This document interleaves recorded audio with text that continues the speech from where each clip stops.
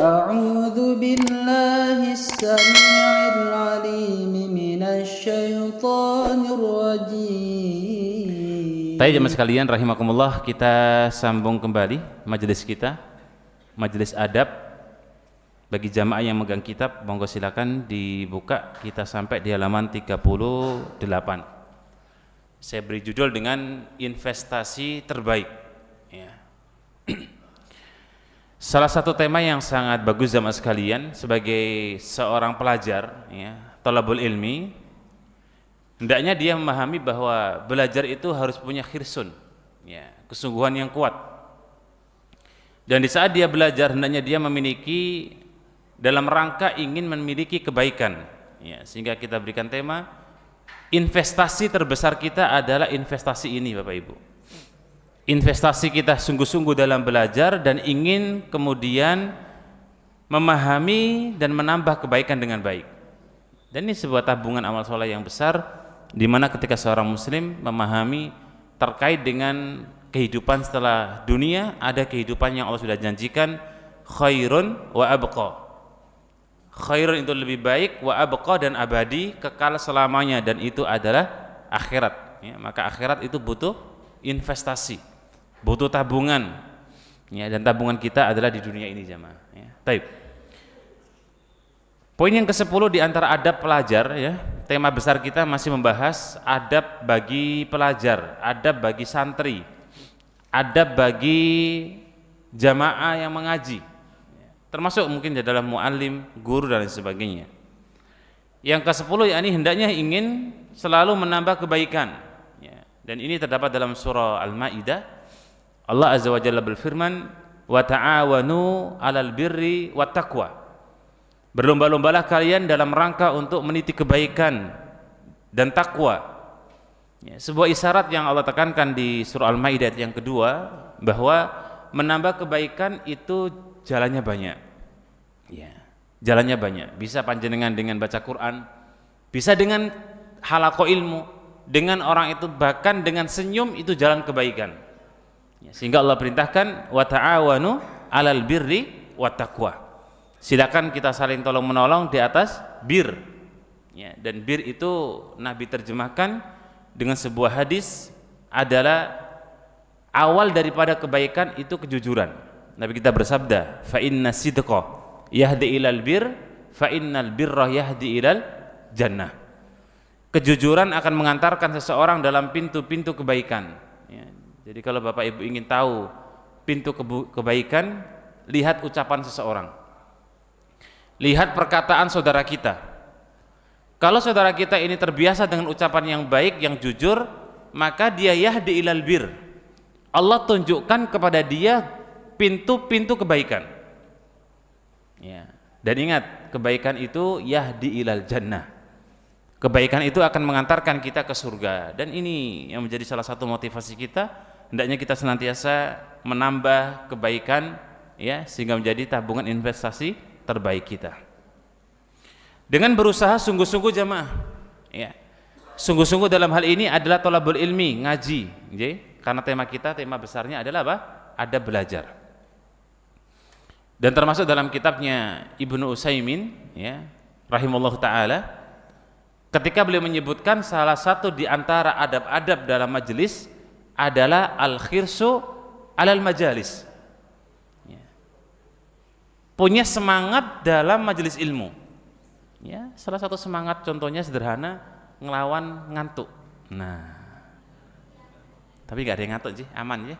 Nah, jadi kalau ngantuk lawan jamaah, itu al-khirsu ya. Jadi kalau sampai kemudian di zamannya Rasulullah, para sahabat kalau halaqah ilmu itu mereka anteng, diem, hampir-hampir burung yang ada di kepala mereka itu tidak terbang.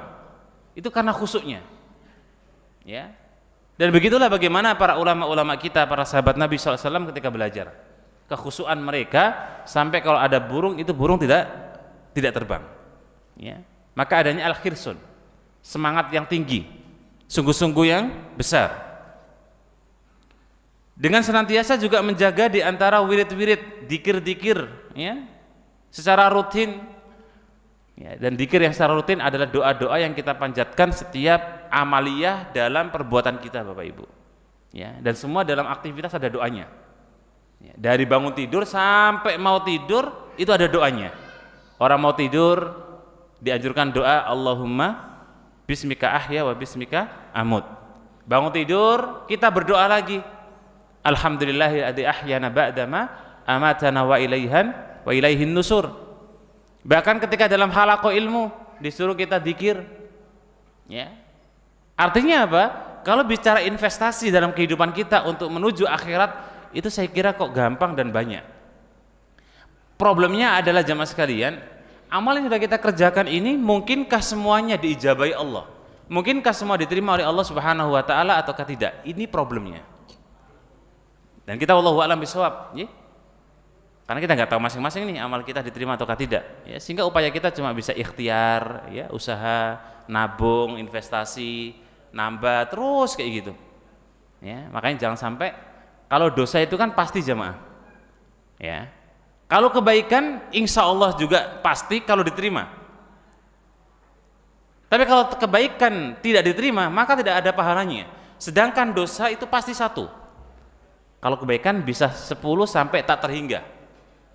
Tapi masalahnya kalau kebaikan wallahu a'lam bishawab. Ya, kita tidak tahu. Tahu buktinya di zaman Rasulullah, ya. Ada yang kemudian Nabi kita bersabda waktu itu mengatakan atadruna mal muflis. Wahai sahabat-sahabatku, tahukah kalian siapa orang yang bangkrut? Dia punya amal sholat yang banyak, amal sedekah, amal zakat, bahkan haji, tapi juga amal dosanya numpuk jamaah. Bukankah kata Nabi kita Muhammad bin Abdullah mengatakan yusakhu yaumal qiyamati rajulun walahu tis'un wa tis'una sijlan. Ada seorang laki-laki yang di hadapan Allah dipaparkan 99 aibnya, 99 keburukannya. Bayangkan. Dan orang ini nggak nyangka, ya. Ketika dihadirkan di hadapan Allah, dia punya 99 aib. Satu aibnya Bapak Ibu kata Nabi, muddal basar, seluas mata memandang. Dan itu dikalikan 99. Kita tidak tahu nih, ya, wallahu a'lam bishawab, aib kita seberapa, amal soleh kita seberapa, ya. Minimal kita berupaya untuk mengamalkan wirid, doa-doa, dzikir setiap aktivitas yang kita kerjakan, ya. Karena terdapat dalam sebuah hadis, walaupun hadis ini dhaif, ya, sebagaimana dalam awal kitab dalam kitab Tauhid Syarah Fathul Majid, bahwasanya kullu syai'in lam yabda bil basmalah fahuwa abtar. Segala sesuatu jika tidak diawali dengan bismillah maka itu terputus. Ya, walaupun hadisnya dhaif, tetapi kalau kita amalkan setiap aktivitas dengan berdoa, dzikir, basmalah, insya Allah jadi barokah. Ya, ini menunjukkan bahwa semua perjalanan kita dipenuhi dengan amal soleh. Begitu pula di antara perkara yang perlu kita perhatikan sebagai investasi adalah menyibukkan diri dan mengisi waktu yang luang.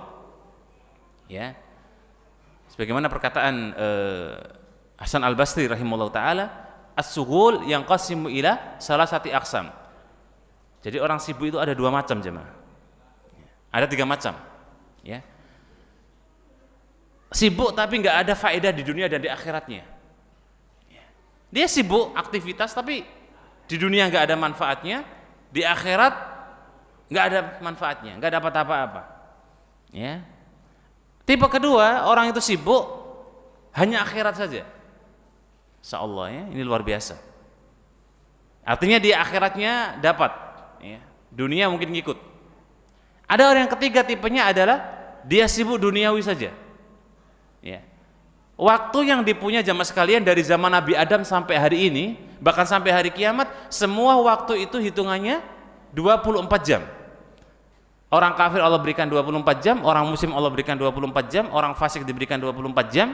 Orang yang tidak tahu apa-apa, lahir tapi dia dalam kondisi yang tidak normal misalnya, Allah berikan jatah 24 jam. Imam Syafi'i rahimahullah ta'ala yang menghafalkan segudang ilmu, waktunya 24 jam. Al-Imam Nawawi rahimahullah ta'ala yang Allah berikan karunia ilmu yang sangat luar biasa, waktunya 24 jam.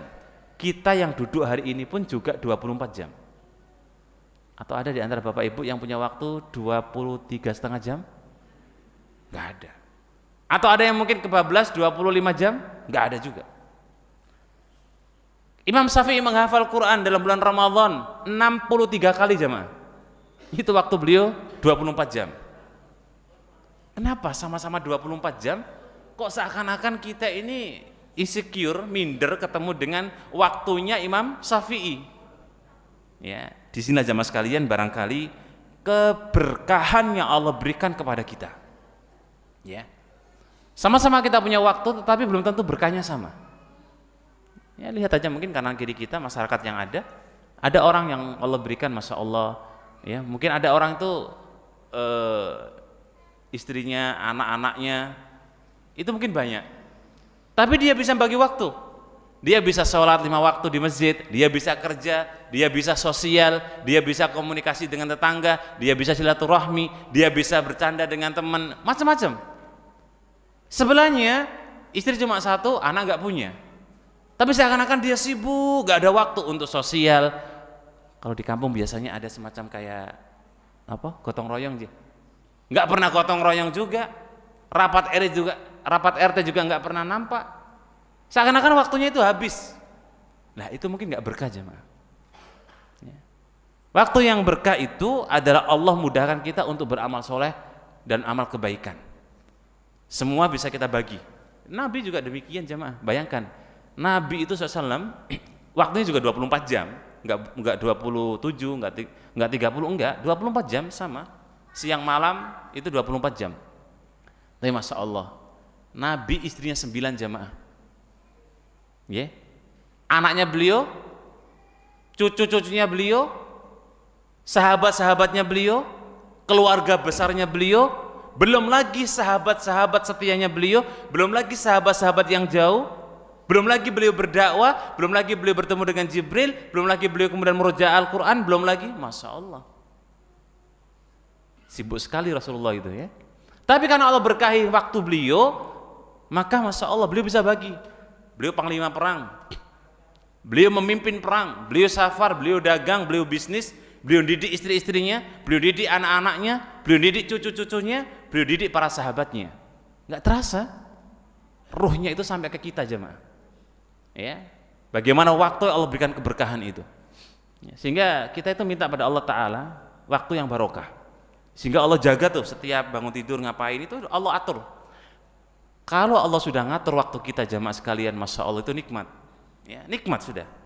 Ya. Makanya jangan pernah kita merasa, wah saya konsep nih waktu saya begini. Berdoa pada Allah. Semoga diberikan waktu yang barokah. Ya. Nah, termasuk diantaranya, ya, ketika seseorang itu kemudian investasi untuk akhirat adalah, membaca dan mengajar.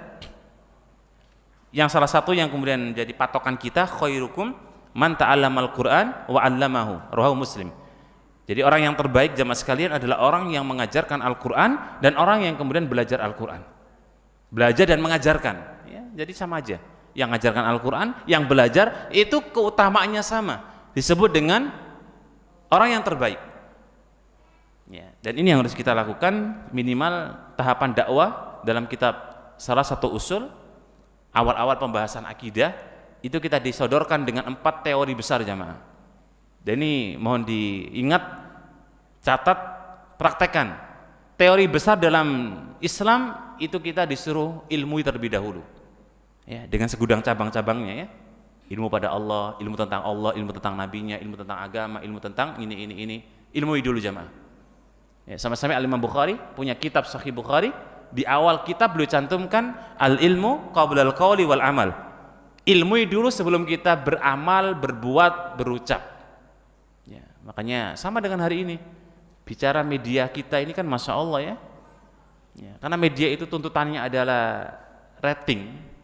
Ya, semakin tinggi ratingnya maka semakin asik untuk dicari berita-berita itu walaupun dusta, walaupun bohong. Itu nomor sekian. Yang penting rating dulu. Ya. Kalau ratingnya bagus, seorang muslim tidak demikian jemaah. Dia bagaimana kemudian sebelum dia ucapkan, sebelum dia lakukan, punya enggak dia dasarnya? Itu ilmu. Itu tahapan pertama. Ya. Jadi teori besar dalam Islam harus ilmu. Yang kedua, setelah kita punya ilmu, amalkan. Ya, dalam tahapan ini Nabi kita dan Allah Ta'ala berfirman, ya fattaqullaha mastata'tum. Silakan amalkan ilmu yang kita punya sebisa kita, semampu kita, ya. Karena tahapan dalam amal soleh itu Allah berikan keringanan bagi orang yang misalnya tidak mampu dengan level terbaiknya. Contoh, sholat level terbaik ibadah sholat itu dengan berdiri jamaah. Pahalanya sempurna.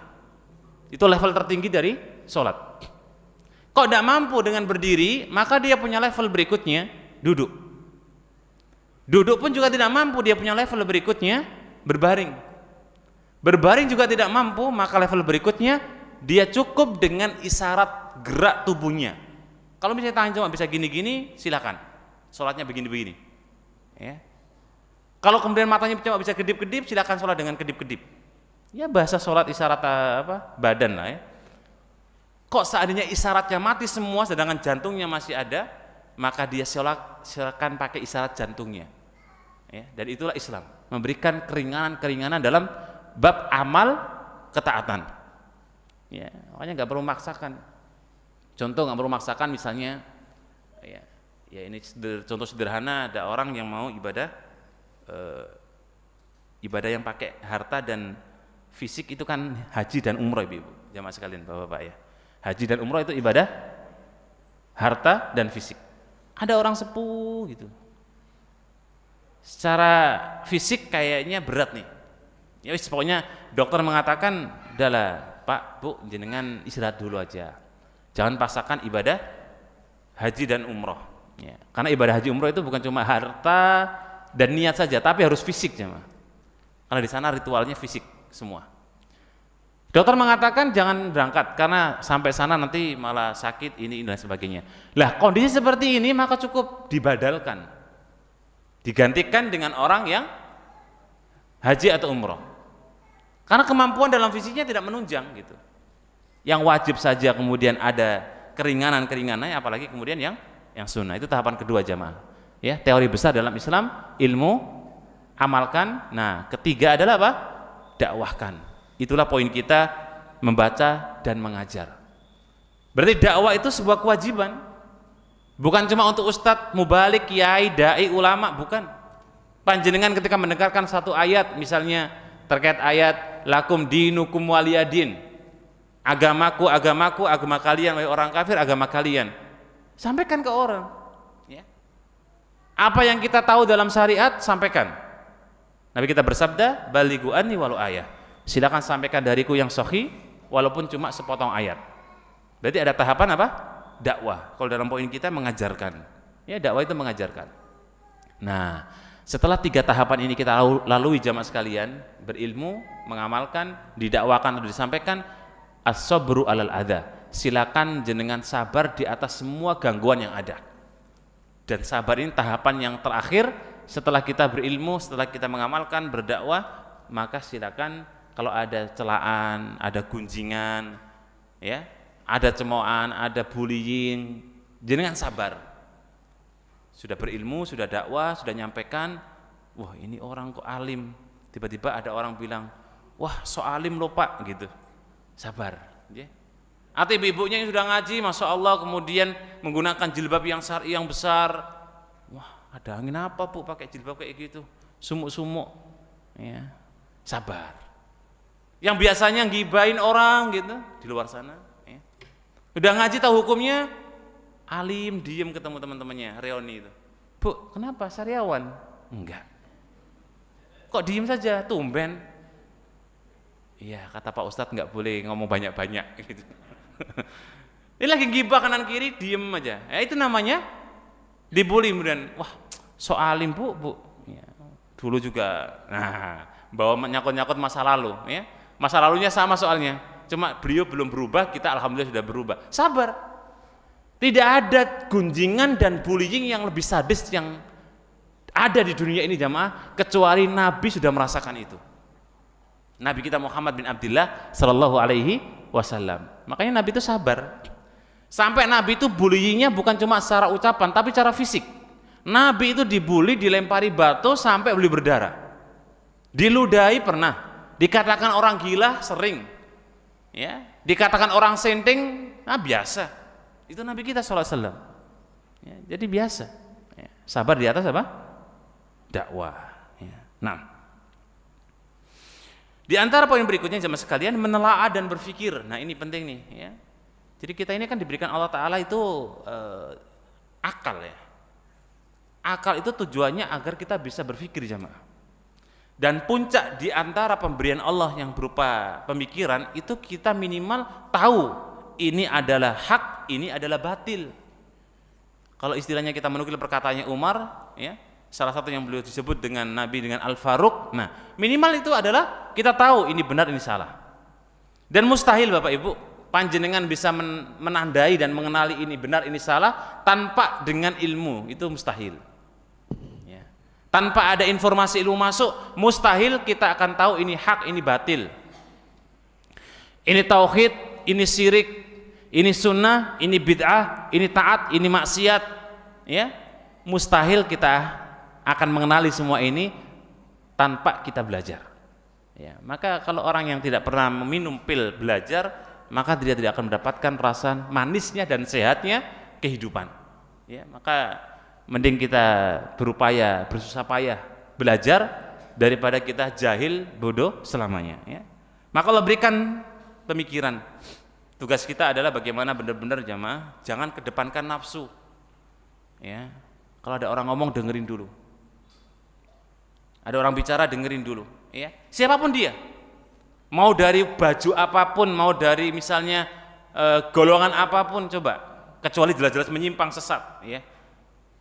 Karena bisa jadi apa yang kita benci itu justru malah itu barangkali yang benar ya. Banyak sekali hari ini bagaimana kita jumpai terkadang beberapa kemudian penggiat dakwah nggak mau dengar dulu langsung divonis sesat finar. Nah ini hati-hati ya, cek dulu, dengar dulu apa yang dia sampaikan sesuai dengan Al-Quran dan As-Sunnah ataukah tidak ya. Kalau benar sesuai dengan para sahabat, maka coba pelan-pelan, jangan pernah mendahulukan hawa nafsu untuk menerima sumber ilmu, karena itu akan nanti mental ya. Kalau sudah nafsu, hawa nafsu kita kedepankan, mau dikasih madu kita tolak ya, mau dikasih air putih kita tolak, mau dikasih apapun, kalau sudah gini kemudian kita kedepankan hawa nafsu, egois dan sebagainya, maka mustahil ilmu itu akan sampai kepada kita ya. Makanya banyak orang diberikan Allah Ta'ala itu hidayah disebabkan salah satunya adalah karena Allah Ta'ala ya bimbing dia hatinya menerima sesuatu yang jelas ya. Dan ini sering kita lihat bagaimana para sahabat Nabi Sallallahu Alaihi Wasallam. Salah satunya adalah Mus'ab bin Umair. Sebelum beliau masuk Islam dan dengan sebab beliau masuk Islam itu belum pernah berjumpa dengan Nabi jemaah. Cuma mendengar ada informasi di Mekah itu seorang pembawa wahyu baru atau agama baru yang karakternya, imannya, akhlaknya itu baik. Cuma kayak gitu aja ya. Sampai kemudian ke Persia didengarlah oleh Mus'ab bin Umair yang akhirnya kemudian beliau masuk Islam karena mendengar bagaimana karakter Rasulullah Shallallahu Alaihi Wasallam. Maka kita pakai jamaah sekalian, Allah berikan kepada kita pikiran, Allah berikan kepada kita akal ya, maka manfaatkan. Sebelum akal dan pikiran itu Allah cabut ya. Nah kalau sudah dicabut maka ya udah, jadilah kita gila atau meninggal dunia ya. Berikutnya di antara poin penting yang perlu kita perhatikan adalah memberikan catatan ya, menghafal, menulis dan mengaji ya, termasuk halaqah ilmu seperti ini Bapak Ibu ya. Ya kalau panjenengan kan ada ngaji itu, ngaji kata Ustadz Mubarak Mualim ya, hafizahullah taala, orang ngaji itu ada ngaji polpen, ada ngaji kuping ya, ada ngaji-ngajian. Nah jenengan yang mana nih? Ngaji polpen itu artinya Masya Allah ya, semua dicatat sama santrinya sampai halaman berhalaman ya. Ada yang ngaji kuping dengerin kayak Imam Syafi'i rahimahullah ta'ala. Nah itu mirip-mirip jenengan ya. Tapi enggak semua ya, dengerin direkam semua ya. Habis itu kondur pulang disalin ulang. Tapi ada yang kemudian didengar Masya Allah paham ya. Kenapa sih Imam Syafi'i mengajarkan kita untuk al-ilmu itu diikat ya, dan ikatan ilmu itu dengan tulisan, agar suatu saat misalnya Bapak Ibu misalnya nggak lupa, buka catatannya semoga nggak hilang gitu, ingat, oh tanggal sekian pernah ngaji bab ini tentang ini, itu tujuannya ya.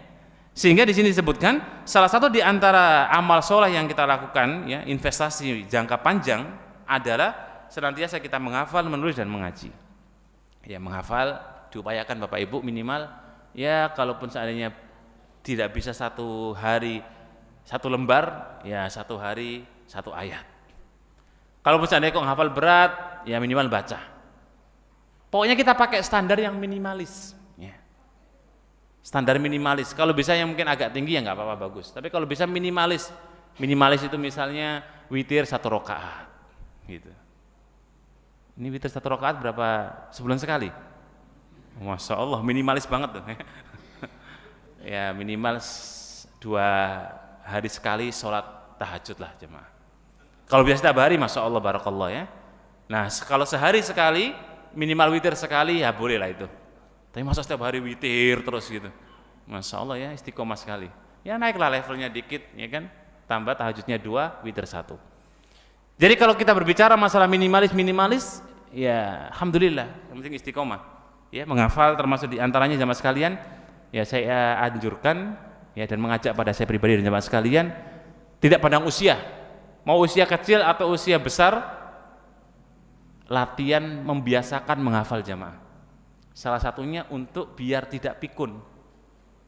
Ya, tapi biasanya kalau panjenengan walaupun sudah usia senior, yang nggak pikun itu kalau berhadapan dengan uang.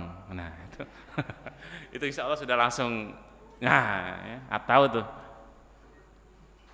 Tapi menghafal itu jamaah sekalian ternyata Masya Allah ya, saya pernah membedah sebuah kajian terkait dengan faedah-faedah menghafal. Itu ternyata dalam sel otak kita itu kan kalau dibongkar onderdil kepala kita itu jemaah, itu ada serabut-serabut sel yang saling menyambung, ya, saling nyambung gitu ya. Jadi berkaitan. Makanya kalau misalnya di antara rakitan otak kita ini ada yang hang, ada yang error, putus misalnya 1, 2, wah itu bisa konslet, bermasalah. Nah, salah satu untuk menyambungnya jamaah sekalian adalah dengan kita mengingat atau menghafal. Khususnya menghafal Quran, Masya Allah. Ya, menghafal Quran itu tidak main-main, ya, banyak sekali faedah-faedah dan manfaatnya. Maka kita coba, ya pelan-pelan. Kalaupun nggak menghafal ya kita minimal membaca. Insya Allah Taala dengan demikian kita akan mendapatkan kesehatan jasmani dan rohani. Ya. Maka dari itu jamaah sekalian, tidak sepatutnya bagi kita seorang Muslim untuk menyia-nyiakan waktu, ya. Karena waktu itu adalah sesuatu yang sangat berharga dalam diri seorang Muslim. Ya. Di antaranya yang perlu kita perhatikan adalah bagaimana seseorang itu memperhatikan ilmu, ya, dan amal. Ya. Ini waktu yang berharga kita hadirkan untuk diri kita, ilmu amal. Ya, 2 inilah yang bisa membuat hati kita itu senang ataupun susah, ilmu dan amal. Ya.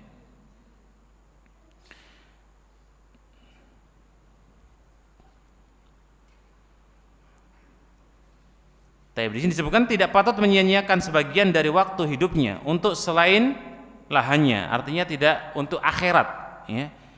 Yakni ilmu dan amal, kecuali untuk sesuatu yang mendesak seperti makan, minum, ya, dan kebutuhan-kebutuhan yang lain. Artinya jemaah sekalian, kita itu nggak ada waktu untuk sesuatu yang nggak penting. Kalau bisa yang penting semua, dan itu adalah ilmu dan amal. Ya kecuali sekedar untuk makan, padahal makan itu kan kebutuhan, ya, untuk minum, ya, istirahat dari capek, dari penat dan lain sebagainya, atau menunaikan hak istri, ada tamu, cuma sekedar itu saja, hajat-hajat kita yang biasa jemaah. Semua porsi waktu kita berikan untuk ilmu dan amal. Kalaupun ada yang kemudian untuk tadi, ya, hajat, mungkin keluarga, bekerja, itu ya kita berikan. Tapi yang paling utama ilmu dan amal. Ya. Di sini menunjukkan bahwa kehidupan seseorang yang dikatakan hidup yang sebenarnya adalah orang yang dia ini mengedepankan ilmu dan amalnya. Tidak ada yang lain. Ya. Makanya sebagian para ulama, kita lihat di halaman 39, sebagian ulama tidak meninggalkan kesibukan karena penyakit yang ringan atau sakit. Masya Allah ya, batuk pilek itu wah nggak menghalangi mereka untuk meninggalkan halaqah ilmu. Ya, cuma bersin itu tetap ngaji. Demam dikit tetap ngaji. Demam tinggi ngaji juga. Hujan badai ya libur ya. Ini agak darurat soalnya. Intinya jemaah sekalian, kalau kita sakit yang kemudian sakit itu membuat kita ya masih bisa jalan, silakan jalan. Untuk halaqah ilmu dan amal. Untuk ilmu dan amal dalam kondisi yang kita misalnya sakit, maka silakan kita gapai, ya. Sebaliknya, mereka para ulama mencari kesembuhan. Nah, kalau kita sembuh itu kan biasanya minum obat, ya, atau mungkin ya refreshing, atau kita mungkin istirahat. Para ulama kita jamaah sekalian, mereka itu sehat ternyata dengan ngaji, halaqah ilmu. Kalau kita makin sakit sakit gitu suruh ngaji, wah, malah parah tuh. Itu kita, ya. Para ulama enggak. Mereka itu kalau kemudian sakit malah dipakai ngaji malah sembuh dengan izin Allah Subhanahu wa taala. Ya, sebagaimana dikatakan sebagian syair mengatakan idza maridna, ya, apabila kami sakit, ya, tadawaina bidzikrikum, maka obatnya adalah mengingat kalian, ya. Natrukud dzikr ahyanan wa nantakis, ya. Dan terkadang kami tidak mengingat kalian, maka kami ini sengsara. Maka terkadang kita itu ada obat yang bisa menenangkan hati jamaah. Ya, dan salah satu di antara obat yang bisa menenangkan hati adalah ilmu, ya, pasti dengan ilmu. Karena Allah mengangkat orang-orang yang berilmu di antara kita, ya. Yarfa'il ladzina amanu minkum walladzina utul ilma darajat. Itu pasti, ya. Yang Allah angkat derajat di antara kita adalah orang yang berilmu dan orang-orang yang beriman. Maka hal ini karena derajat ilmu itu tinggi jamaah, ya, maka derajat warisan Nabi dan para al-anbiya dan martabat-martabat yang tinggi tidaklah diraih kecuali dengan kerja keras orang itu dalam menuntut mencarinya, ya. Dan dikatakan oleh Yahya bin Abi Katsir rahimallahu taala, beliau mengatakan la yustata'u al-ilmu birahatil jismi, ya. Ini juga perlu diingat, ya. Salah satu wasiat daripada putra daripada Al-Imam Ibnu Katsir, ya, atau Abu Katsir rahimallahu taala, ya, Yahya bin Abu Katsir, ya, bukan putranya. Beliau mengatakan ilmu tidak akan didapat dengan kita santai-santai jemaah, ya. Ilmu nggak akan kita dapat dengan kita apa? Santai-santai, mustahil, ya. Maka ini sebuah isyarat bahwa untuk investasi jangka panjang yakni akhirat, maka kita harus capek, benar-benar capek, benar-benar kita ini dalam tanda kutip menderita untuk ngaji, karena itu jangka panjang, ya. Karena ilmu tidak didapat orang itu dengan cuma santai, slow, duduk manis di rumah, nggak akan, mustahil, ya. Maka imam menjadi imam, ya, Imam Malik, Imam Syafi'i, Imam Ahmad, Imam Abu Hanifah itu jadi imam, ya karena mereka orang-orang yang perhatian dengan ilmu. Imam Nawawi saja nggak usah jauh-jauh, kenapa belum jadi al-imam? Ya, salah satunya diantaranya adalah imam yang diakui keilmuannya, ya karena beliau sibuk dengan ilmu. Beliau itu cuma ada 2 tempat, kalau nggak di masjid, di perpustakaan, ya, sampai beliau itu usia 40 tahun wafat dan belum menikah, ya. Kenapa? Di antara penjelasannya karena sibuknya beliau ibadah, sibuknya beliau telaah buku, ya. Sehingga memikirkan bab masalah nikah, mikirkan cewek itu enggak terlintas dalam benak beliau, ya, rahimallahu taala, ya. Maka terkadang ada, kita pun juga demikian, ada orang yang sibuk belajar, ya belajar apapun lah. Terkadang belajar masalah ilmu dunia juga kadang-kadang sibuk, S1, S2, S3, S4, S5, tahu-taunya sudah usia 60 tahun masih jomblo, ya karena sibuk. Ya kadang-kadang ada tiba-tiba orang seperti itu, nikmat dia dengan belajarnya sampai lupa, nggak nikah, tiba-tiba usia sudah 50, ya. Ya kalau masalah duniawi ya jangan sampai segitunya lah, ya. Tapi kalau untuk ukhrawi, contohlah Al-Imam Nawawi rahimahullah ta'ala, jika memang tidak nikah gara-gara lupa dan sibuk karena ibadah dan ilmu, Imam Nawawi contohnya. Bahkan termasuk gurunya Ibnu Qayyim rahimahullah ta'ala, Ibnu Taimiyah rahimahullah ta'ala, beliau juga tidak menikah, ya. Sibuk dengan ilmu jemaah, sibuk membantah orang-orang di zamannya beliau yang mereka adalah orang-orang ahlul kalam, sibuknya kemudian membantah orang-orang yang menyampaikan kesesatan di zamannya itu sampai beliau tidak menikah. Dan di sini menunjukkan bahwa orang yang kemudian dia terjun ke dunia ilmu atau kemudian dia adalah orang yang sudah hajat dalam ilmu, maka biasanya dia lupa jemaah, ya, lupa. Berarti kalau kita ingat sesuatu yang lain, biasanya kita lupa dengan ilmu, kurang lebih begitulah, ya. Siapa yang kemudian dia ingat dengan ilmu, insya Allah dia akan tidak tertarik dengan yang lain. Tetapi kalau kemudian dia lupa dengan ilmu, maka sesuatu yang tidak harusnya kita lihat, harusnya tidak menarik, jadi menarik, ya. Dan itulah Allah berikan kodrat dalam hati manusia seperti itu, ya. Khufatil jannatu bil makari, jemaah. Ingat, sebuah hadis Nabi dari Anas bin Malik radhiyallahu ta'ala anhu, Nabi kita pernah bersabda dalam Sahih Muslim bahwasanya surga itu dikelilingi dengan sesuatu yang tidak kita suka, ya. Surga itu dikelilingi dengan sesuatu yang tidak kita suka, apapun itu, termasuk ngaji, halaqah ilmu, ya. Ya, kecuali adalah beberapa orang yang masya Allah, ya, kalau ngaji itu semangatnya tinggi, ya, semangatnya besar, dan ketika ngaji pun masya Allah semangat ada. Berarti kan dia merasakan dauknya, jemaah. Dauk itu apa sih? Rasa, ya. Kalau orang itu sudah merasakan rasa dalam dia beribadah, dalam dia ngaji, wah, mau sampai ujung godean aja ya, jangan dunia. Kok jauh banget.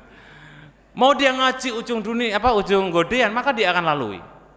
Karena semangatnya luar biasa, gerimis pun dia berangkat. Sampai tempat ustadznya libur. Masya Allah, insya Allah pahala jamaah, nggak usah sedih. Ya. Ada ustadznya, nggak ada ustadznya, ganjarannya panjenengan sudah innamal a'malu binniyat, nawaitunya Allah sudah catat. Apalagi gerimis itu plus. Iya, makanya kalau hujan deras berangkat ngaji, wah masya Allah, ya. Plus basah insya Allah. Nah, jadi khufatil jannatu bil makari, ya, surga itu dikelilingi dengan sesuatu yang nggak menyenangkan. Berarti kebalikannya jamaah sekalian, sesuatu yang menyenangkan itu tempatnya bukan di surga, di dunia ini, ya. Sesuatu yang menyenangkan dalam artian menyenangkan di sini adalah duniawi, materi, ya, maka itu berarti bukanlah surga, karena surga itu dikelilingi dengan sesuatu yang tidak menyenangkan. Termasuk, ya, saya sering katakan juga ke santri-santri saya, ya, kalau sampean ngaji, belajar mas, tidak mendapatkan beratnya dan sulitnya memahami belajar, dan tidak dipaksa untuk mendapatkan sulitnya belajar, maka sampean nggak akan dapat segudang ilmu. Karena ilmu itu diliputi dengan kesulitan-kesulitan, jemaah.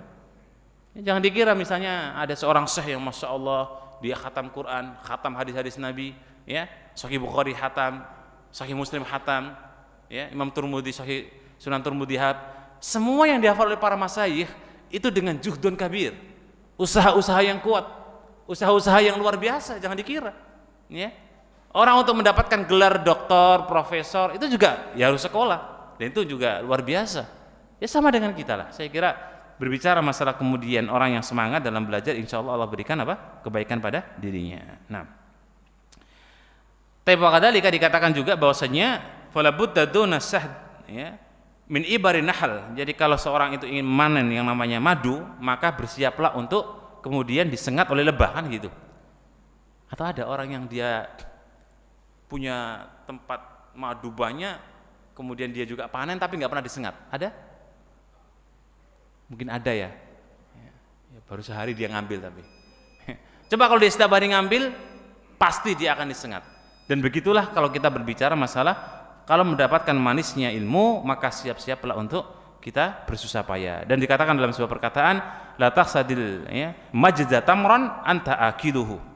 Jadi jangan pernah kita menyangka kemuliaan itu adalah kurma yang kamu santap dengan mudah, ya. La tablughul majda hatta tal'aqa as-sabir, ya. Jadi sampai kemudian kamu tidak akan mencapai kemuliaan sebelum kemudian mendapatkan rasa pahit dalam kehidupan atau dalam masalah tanam kurma itu. Artinya pasti kita jumpai jamaah sekalian. Imam Syafi'i mengatakan, ya, haqqu ala talabil ilmi bulughu ghayati juhdihim. Ya, jadi patut bagi seorang pelajar untuk senantiasa dia mengerahkan seluruh usahanya untuk meningkatkan kualitas ilmunya, ya, mengupgrade terus ilmu ini dan seterusnya, ya.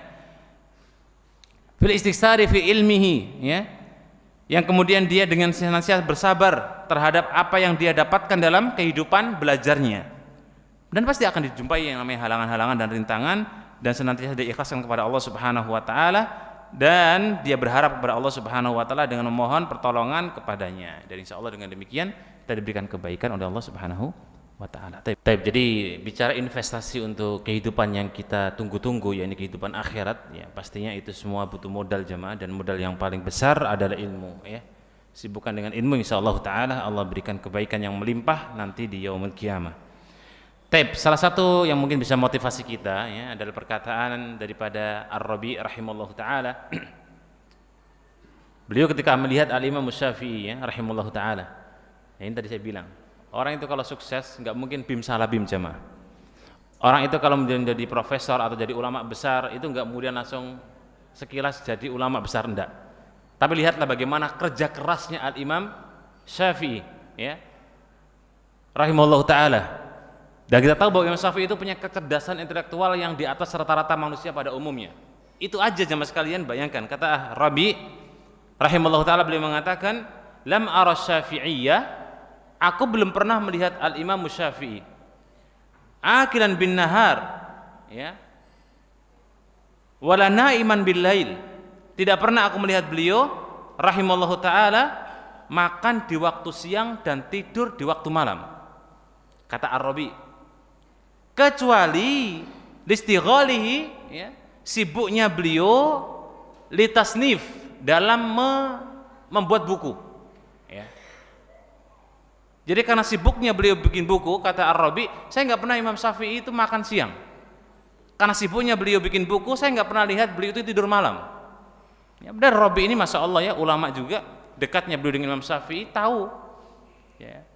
Jadi kalau ada orang yang sampai kata beliau itu nggak makan, nggak tidur malam, listighal, ya, karena bagaimana kemudian beliau listighalihi, sibuknya beliau dalam membuat sebuah buku, ya, maka wajar kalau kemudian buku-buku beliau bisa kita rasakan bagaimana karya-karyanya Al-Imam Syafi'i, dan kitab yang di permukaan itu jamaah sekalian, dan benar-benar kita rasakan bagaimana perkataan daripada muridnya sendiri.